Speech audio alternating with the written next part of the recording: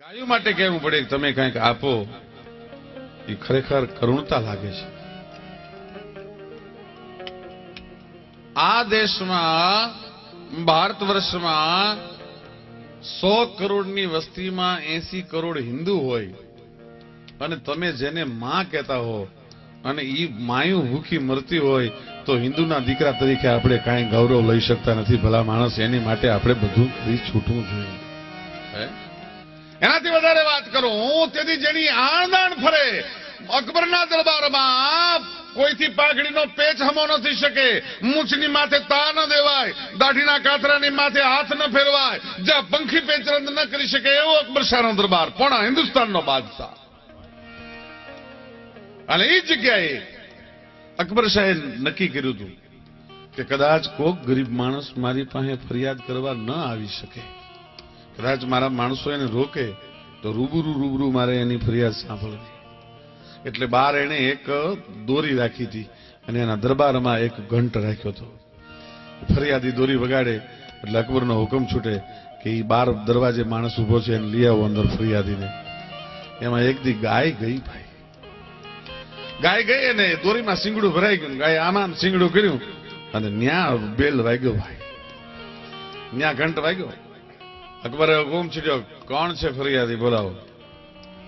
એટલે બીજા માણસોએ જઈને કીધું, બાપુ એ તો એક ગાયના શીંગડામાં દોરી ભરાઈ ગઈ હતી અને ઈ શીંગડું હલાવતી હતી એટલે ઘંટ વાગ્યો છે.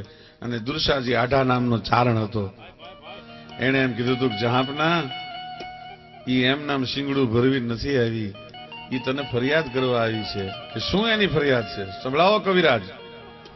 અને તેથી પોણા હિન્દુસ્તાનના બાદશાહને એક ચારણ કવિએ એમ કીધું હતું કે ગાય એમ કે છે કે દુશ્મન છે ને એ મોઢામાં ઘાસનું તરણું લે એટલે પછી એની ઉપર કોઈ દી હાથ ન ઉપાડાય, તો અમે ગાયું તો તરણા ચરીને પેટ ભરી છીએ, અમને શું કામ કાપી નાખો છો, એ ફરિયાદ કરવા માટે આવી છે.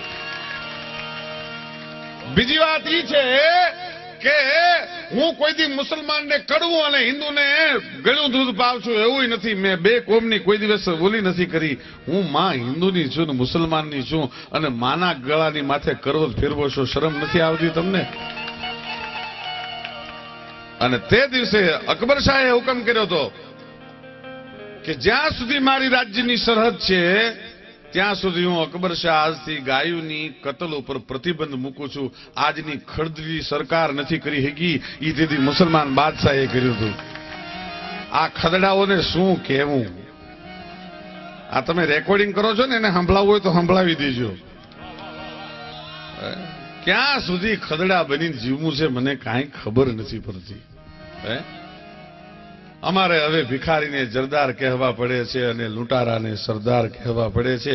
અરે નથી આંખ રાતી અને નથી મૂછ મોઢે ડરે, એને અમારે દરબાર કહેવા પડે છે અને ભિખારીને જરદાર કહેવા પડે છે. આવું ક્યાં?